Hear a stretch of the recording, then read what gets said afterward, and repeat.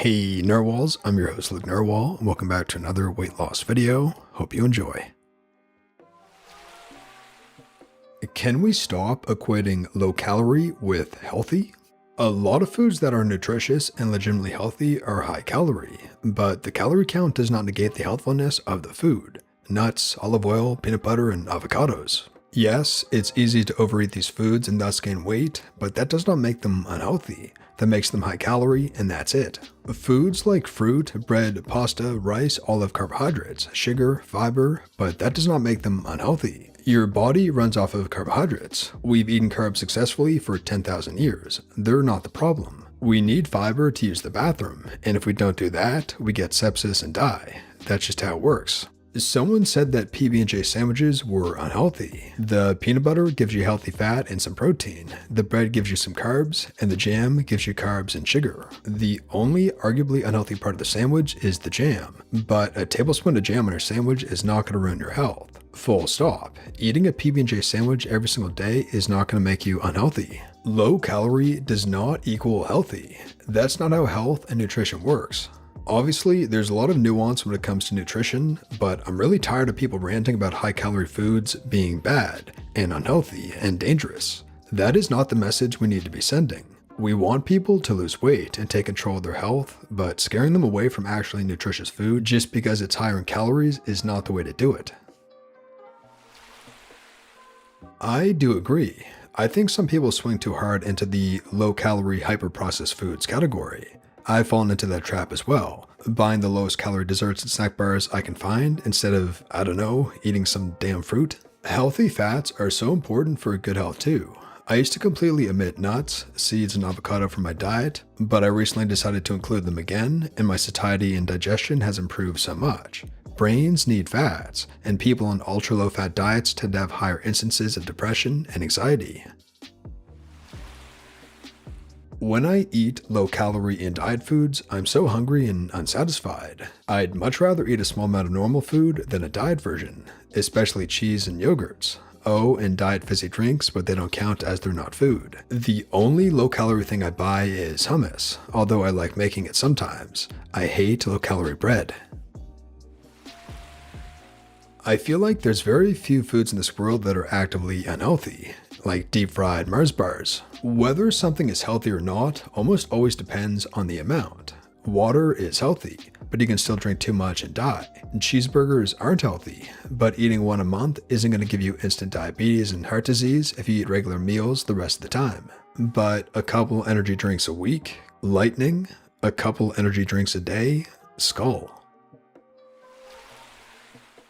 A lot of times, the lower calorie diet version of something is arguably less healthy than the regular.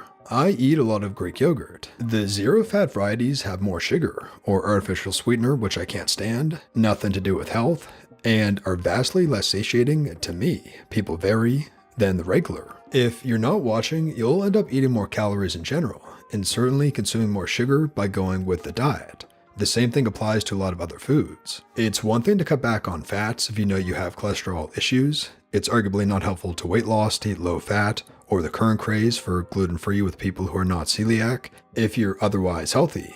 And don't get me started on the people who argue that people should avoid fruit because of the sugar. Yes, and what of the antioxidant bioflavonoids and the fiber and the vitamins? If there's no FODMAP issue and people are not allergic or diabetic, let them eat fruit. In moderation, of course, and the same applies to nuts and seeds. Foods aren't really healthy or unhealthy, but the common denominator here is that people here are trying to lose weight, so high-calorie, low-satiety foods are going to be harder to work with. While I don't like saying foods are healthy or unhealthy, PB&J is basically junk food, and it's hard to work into a diet. Snickers, 2 times, 56 gram of carb, 22 gram fat, 6 gram protein. PB&J, 45 gram carb, 20 gram fat, and 9 gram protein. Like, sure, the glycemic index is lower with more complex carbs, and the PB&J is slightly better in macro ratios, but come on, you wouldn't write a full argument that your lunch of 2 Snickers bar was healthy. The problem is in labeling any food inherently healthy or unhealthy. Without knowing who's ingesting the food and what their dietary needs and fitness goals are, it's impossible to say. This is a really common trend now. as some studies have shown that people statistically lose more weight when they try to eat better food than those who attempt to adhere to a restricted calorie diet.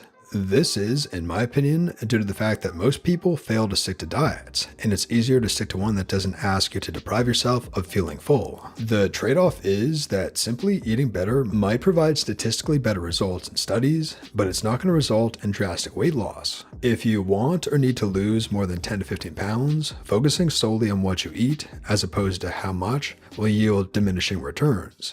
At some point, you have to take calories into account. This flawed new take on dieting is everywhere. Morning shows, magazines, books are all promoting superfoods. People are gobbling this crap up, pun intended, because it's what they want to hear. You don't ever have to deprive yourself of feeling full. What those studies fail to take into account is that many people who start calorie-restricted diets do so without enough preparation. They don't understand the body's fundamental energy needs, the basal metabolic rate and total daily energy expenditure, and haven't committed to accurately counting their intake, nor have they trained in how to use modern resources to make it easier.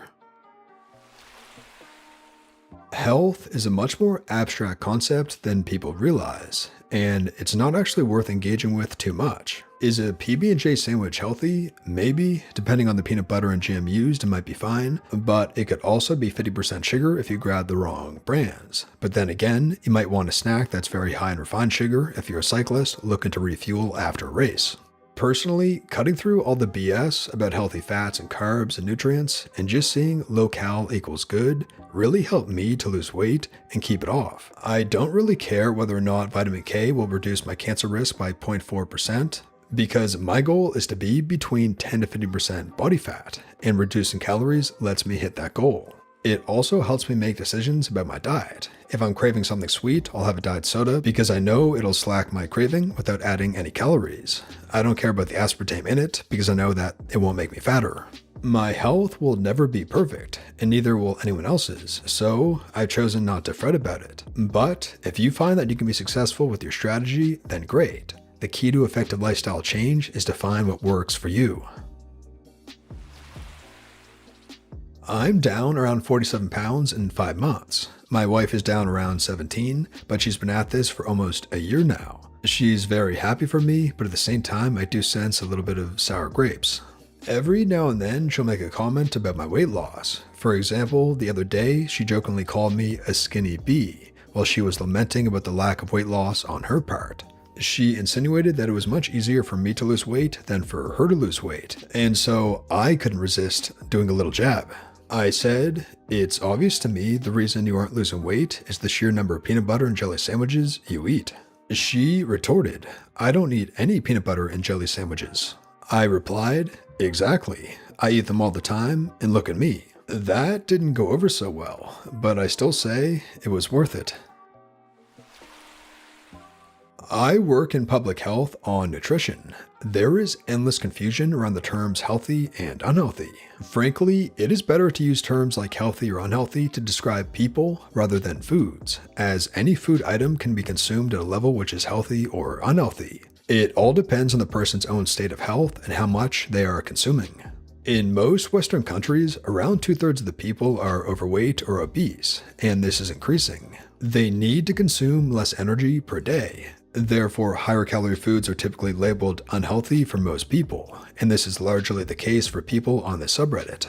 There is nothing inherently unhealthy about peanut butter sandwiches. They do contain normal macronutrients. The calories are largely derived from carbs and fats, which are mostly okay in nutritional terms, although in energy terms pose risk for people who are already overweight. Because public health and food advertising has to work with population averages, PB&J gets labeled unhealthy, as they are energy rich and on average most people need to consume less energy. However, the sugar and saturated fats in PB&Js have other chemical effects which make them unhealthy, i.e., sugar can have addictive qualities. High fructose corn syrup can destroy your liver, like drinking vodka, cause diabetes, etc. Saturated fats have especially negative cardiovascular effects, and these can occur in people of any weight range. We therefore label these things as unhealthy unless they are very limited, consumed with fiber, etc. And that brings us to the end of the video, narwhals. I really hope you enjoyed. If you did, please tap subscribe to join our awesome community, the Narwhals, and for more weight loss stories that help you stay on track. And here's our featured Narwhal of the day. Female, 28, 5'3", 171 pounds to 143 in 9 months. I started to work out consistently at home during the pandemic, later started calories in, calories out, and now I joined a gym. If I can do it, so can you.